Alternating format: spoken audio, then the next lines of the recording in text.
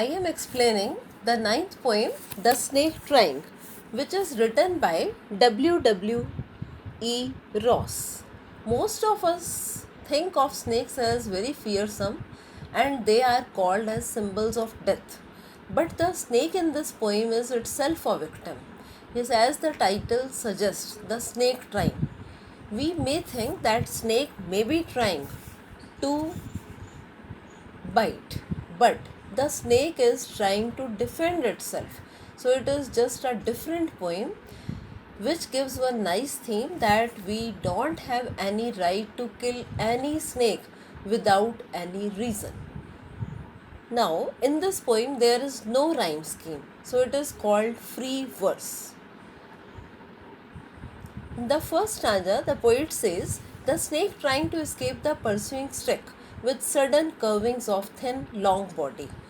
Yes, the poet says that the snake, one snake, that is small one, is trying to save itself from the following stick.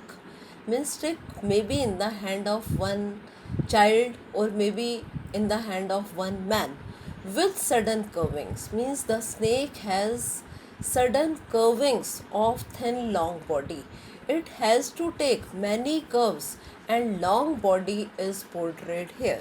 Then the poet becomes fascinated because every fearsome thing is fascinating too. Poet says, oh, how beautiful and graceful are his shapes.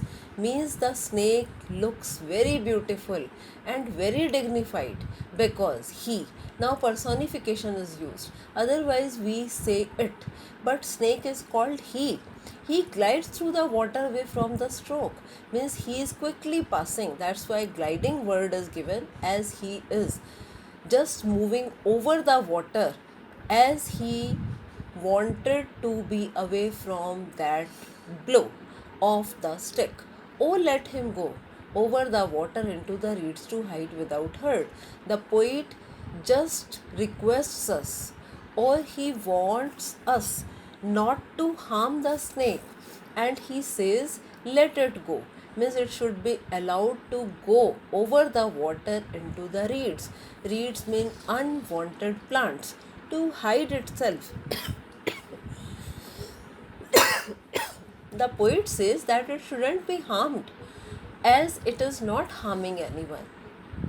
Then he is giving reason also. Small and green, he is harmless even to children. Means it looks so harmless. It is just trying to escape. That's why it cannot harm even children. Along the sand, he lay until observed and chased away. The poet is saying that he had seen that earlier he was just lying. He lay means the poet saw it lying, and then it was just started being chased, means followed by someone. And now check, he vanishes in the ripples among the green slim reeds and he quickly disappears in the ripples. Ripples means it is moving very sharply, so one nice pattern is made like whirlpool among the green slim unwanted plants.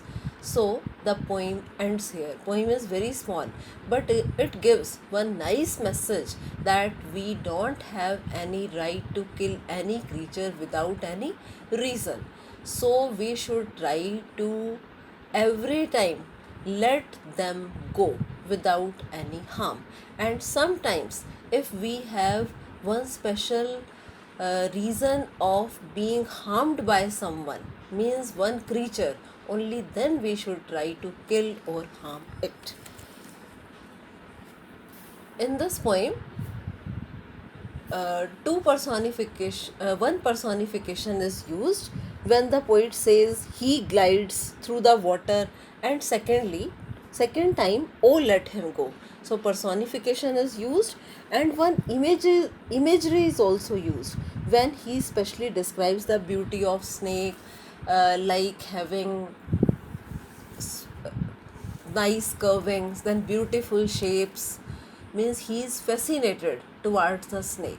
That's why he has to use these images.